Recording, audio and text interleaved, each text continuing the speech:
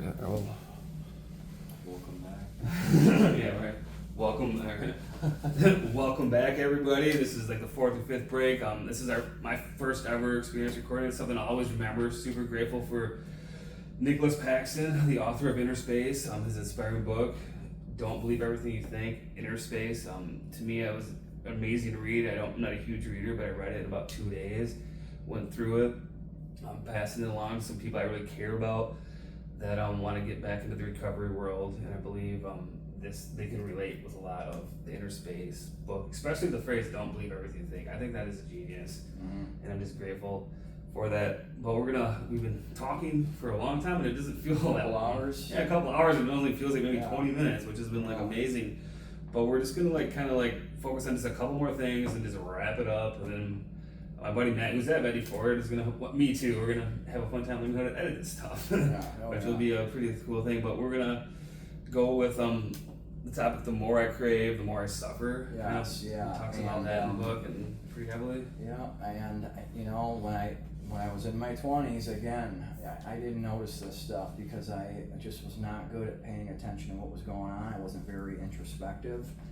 But yeah, the more I craved, the more I suffered. In hindsight, I can see it, and that is actually a Buddhist principle. They talk about the root of all suffering is desire, and then I could say to myself, okay, I desire to be desireless.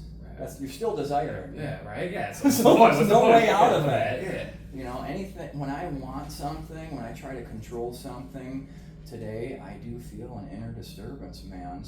And I think that's why acceptance is so important in maintaining peace and serenity. And I still fight life today. I'm just not fighting it the way I used to fight it because I don't like the way it makes me feel inside. People say things sometimes that hurt my feelings. I'm still sensitive, but I don't have to attack and defend because that is a function of my ego. And a lot of this is about diminishing the ego, or the self, this false self. And Nick still, wants to be in control and thinks he knows all the answers. But I guess I've been around long enough to know that I don't know what's good for me. I don't know what's bad for me. Just like going back to school.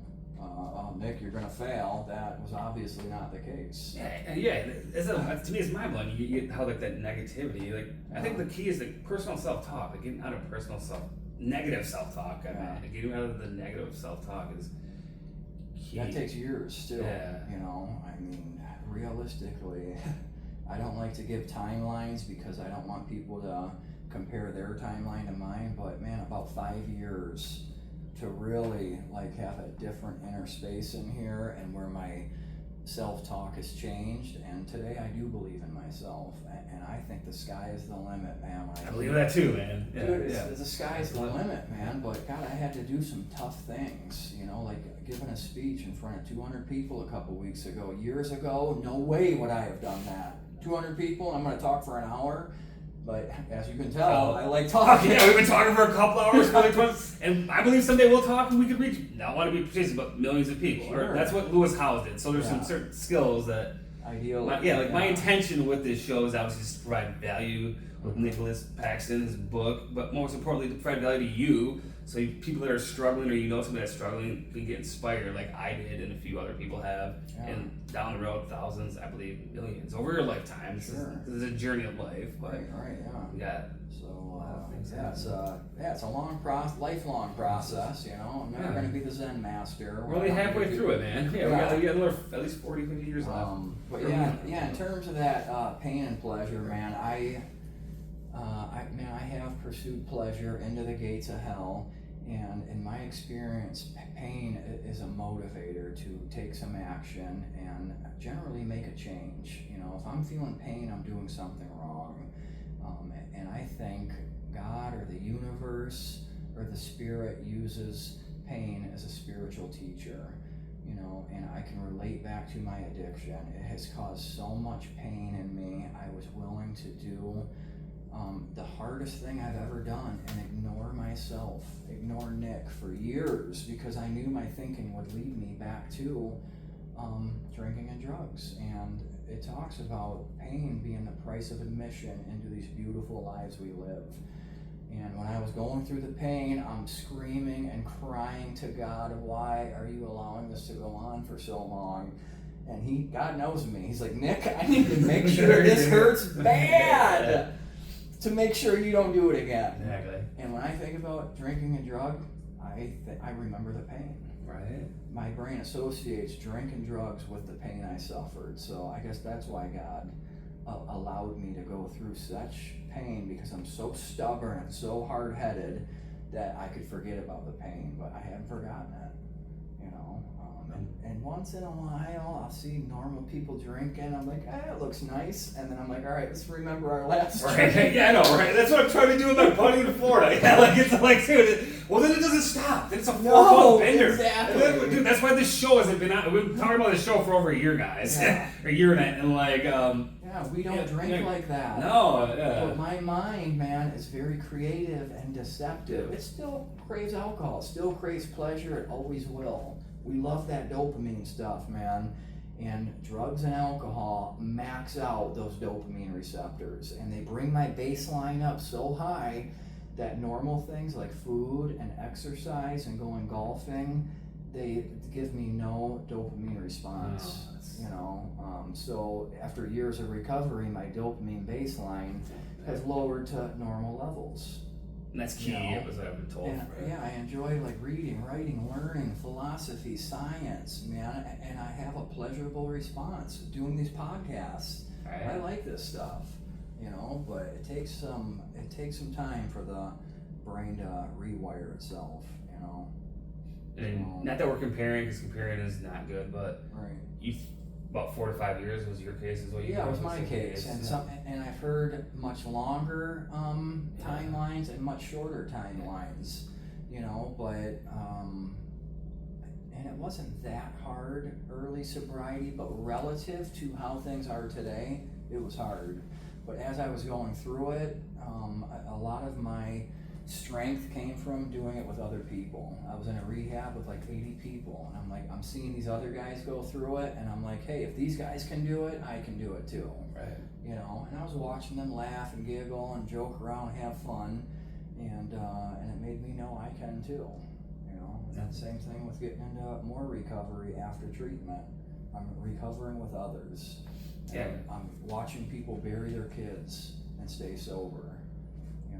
And if they can stay sober when you gotta bury your kid, or like, you know, my wife stayed sober. Doing that with her dad, that's the toughest. With her dad, you know, but man, we lean on each other, and thank God that I don't have to have all the answers when I'm struggling. I can call Steve up and say, hey man, I'm hurting, what do I do here? Right. You know, and I don't have to figure this stuff out. Yeah, the community is the most important thing. Oh, yeah, community is huge. If you don't have community, then you just put yourself, and it's. When I'm hanging out with just Nick, I'm in trouble, man. Right. Yeah. You know, so yeah, thank God for the community, and that is the best part about my life today, is the relationships I have, the friendships. When things are going good in my life, I call my buddies. When things are going bad in my life, I call my buddies, and they're all in recovery too. That's really cool. You know, and we make fun of each other, and then we're serious too when things need to be serious about sobriety. You know, they like helping people. They were sent to me by God, essentially. Yeah. No, I believe that 100%. Like Nick's ideal of who my friends need to be is not who my friends are today. Oh, yeah. You know, and they've been instrumental in my growth and development. You know, so I'm kind of just going with the process here, man. And you'll make new friends, man. Like I went to Florida 2 years ago, I didn't know a single person, and then you just meet a ton, because you have a good personality, good spirit, and you'll just meet amazing people that will grow your community in I Chicago. believe that too. Yeah, like coming to Grand Rapids, not knowing anybody. God, the depths of intimacy with my friends don't even match the friendships I had in Detroit. And even my blood family, man, I'm not as close to them as I am you guys, man. And that is my favorite part about sobriety. And I also get to meet people I would normally never connect with.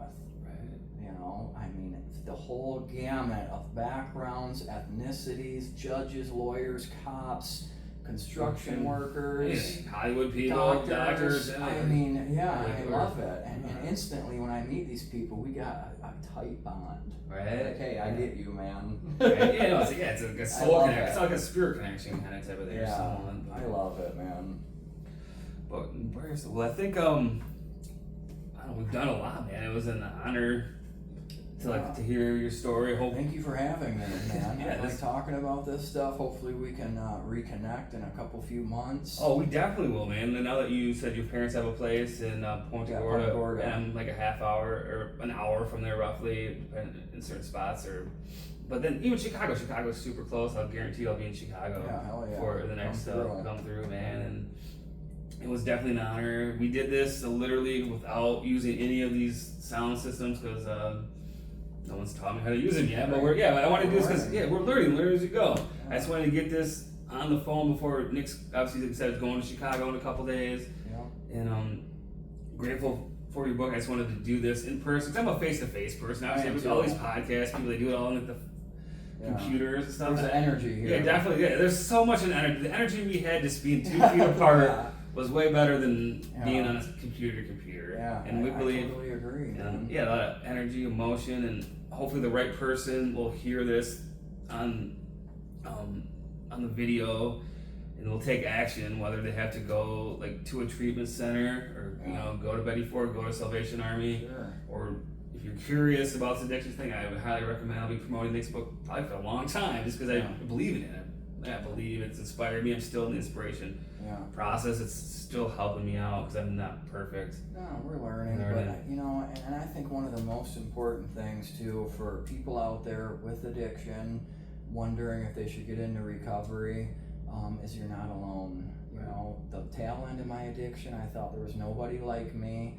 I'm alone, I'm isolated, nobody will understand, and I moved to Grand Rapids. They got a great recovery community out here, and I went down to that Alano Club at Kent County, and there were hundreds of people in there, and I remember thinking, oh my God, these people all have what I have. Right. And they were well scrubbed, they had businesses, mortgages, families, nice cars, they were living great lives, and that made me feel good to know I wasn't alone. So, man, if you're struggling, you are not alone. There are millions of us out there struggling with a maladjusted thinker, but there is some hope and a solution to what we have, man, the spiritual malady. Exactly, yeah. So hang in there, guys, if you're struggling. All right, peace. Thank you so much. Thank you, Steve. Oh, it was a pleasure, brother. Much, man. Good, thank you, man. Great. Yeah, we'll do it again. We'll definitely do it again more. It'll get better and better as it goes. Yeah. So that was like 13 minutes.